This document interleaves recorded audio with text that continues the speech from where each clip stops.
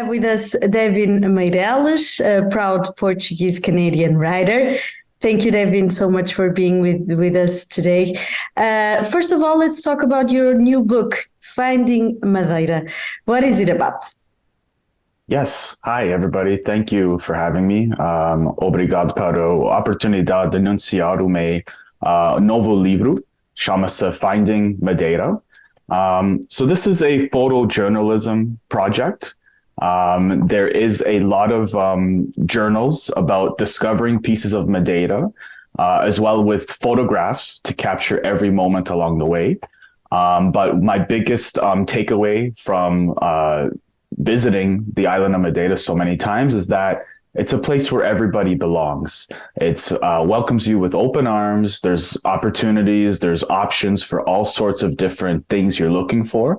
But the biggest thing I took away from Madeira was finding love there and discovering my home away from home on the beautiful island. Mm-hmm. When you say finding love, you actually fell in love with somebody in Madeira? Well, part of the reason why I discovered Madeira was because I'm married to a girl with lineage from Madeira. So family visits, going there, seeing different pieces, but she is the catalyst that brought me to Madeira. So that's why I say I found love there, because the love of my life introduced me to Madeira. And when I got there, I fell in love with what Madeira is. So that's a special place for me and us as a couple. And actually, you are from the Azores. So the islands, the Portuguese islands, have a big role in your lives. Yes, big time. The islands have a special place in my heart, and they are my home away from home. But I if I had a choice, Madeira would be my place to go. Who is the target of your book? Portuguese Canadians, Canadians in general, tourists? I'd say the target for my book is definitely the tourists. So as we know, Portugal is very trending right now. It's a hot destination in Europe. And what you find is a lot of Europeans traveling to Madeira as their destination for getaways, right? It's pretty easy to get to. So I'd say my market is travelers, people that have been to Madeira, know what it's about, know what Madeira has to offer. So a lot of my stories and photographs will resonate with people that have been there, but also for people that are looking for their next destination. Maybe they've heard about Madeira, maybe they've heard about Cristiano Ronaldo's island, whatever it may be. This is a great introduction to what Madeira is about and what you can expect to experience when you go to the island. So definitely the target audience, tourists, Europeans, a lot of, what have you, British, Danish, Swedish, people that love Madeira. And for the Portuguese Canadians, again, it's a destination. If you're thinking about your next trip to Portugal, if you've never been to Madeira, this is a good introduction to sell you on the idea. And if you've been to Madeira, you're totally going to understand where I'm coming from, what the book is about, and it's going to bring you saudade from making you want to go back. So, yes. From what I understand, the book is composed of stories with photographs. Could you give us an example of what kind of stories people can find? Maybe your favorite story in the book? One of my favorites is my first impression of the island. And one of my biggest takeaways in that moment was the dichotomy of the nature and the people. And that's the biggest takeaway, was the nature and how much harmony there is between the lifestyle and the culture, and how they use the resources and the land they stand on to influence the culture and what behaviors and traditions they have on the island. So one of my favorite stories is called Natureza.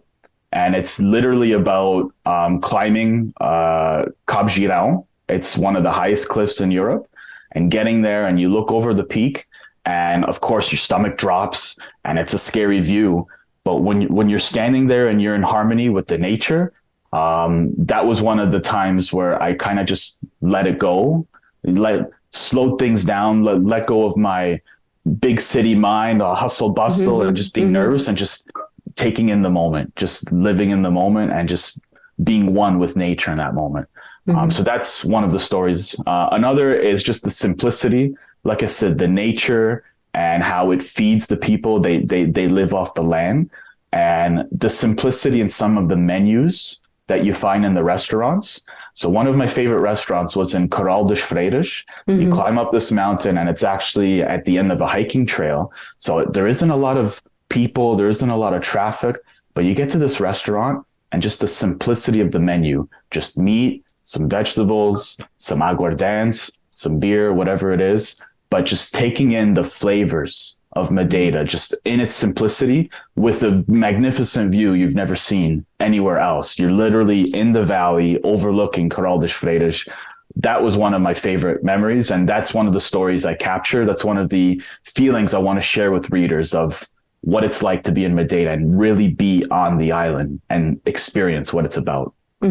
So from what you tell, Madeira is a destination for tourists that enjoy nature, as Azores. Absolutely. Yes. For nature lovers, this is a big destination. You want to be there. And I think of Madeira as an in-between between the Açores and the continent, because the Açores is very undomesticated, like it's very farm-like, underdeveloped. It's just simple life. Whereas on the continent, you have big cities, there's a lot of energy, traffic. I find Madeira's in between, where you have a bit of everything. You have big cities, you have towns, there's lots to explore if that's what you like. But if you like the nature, there's plenty of opportunities, plenty of areas to just escape all that big city energy and just go down a hiking trail, take in a view in a quiet restaurant overlooking the valley, go whale watching, go on boats, whatever it may be. There's something for everybody on Madeira.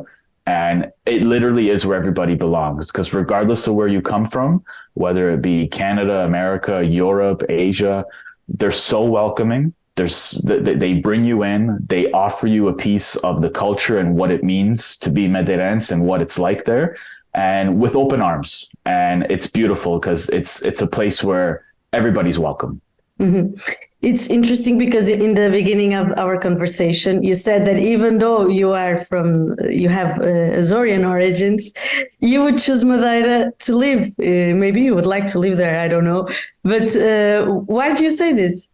Yeah, 100%. My dream one day, it's funny, our families left Portugal for a bigger opportunity wherever they went in the world. And I am a Portuguese Canadian, a proud Portuguese Canadian. But I fantasize with the idea of moving to Portugal. Just having the resources, living off the land, just the simplicity of life is what is like romantic to me. Where, we grew up in a big city in Toronto and there's a lot going on and you're always thinking fast paced, moving.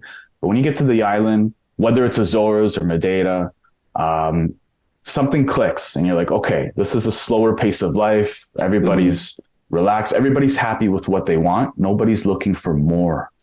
And that's what I find is the difference. And here in the Western world where we are, everybody's looking for more. On the islands, they're happy with what they have. And it triggers this idea that happiness isn't more money. It isn't bigger house, nice cars. It's just being happy with what you have and living off the resources and just taking it day by day.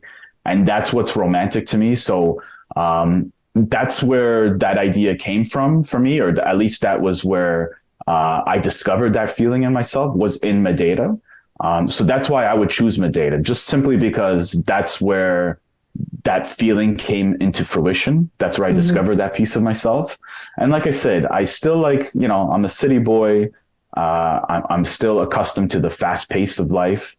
But I do like the simplicity of the islands. So like I said, Madeira is somewhere in between the continent and Azores. That's why I picked Madeira, where it would be something, whatever I'm feeling in the day. I want to be in the city. I want to go up the mountain, be in the nature. There's something for whatever you're feeling. And that definitely is my home away from home. That's where I discovered that feeling in myself. Where can people find your book? You can find the book on Amazon. So you could search Finding Madeira on Amazon. It's on ebook format as well. You could do paperback or hardcover. Also, if you want to see my other writings and my other book or other articles I've written, you could find me online on Instagram. I'm Luso-Looney, or on my website, lusolooney.ca. You can find links to the book on my website as well. Amazon has both books. You can find them there, worldwide distribution. Okay, thank you so much, Devin, for the opportunity.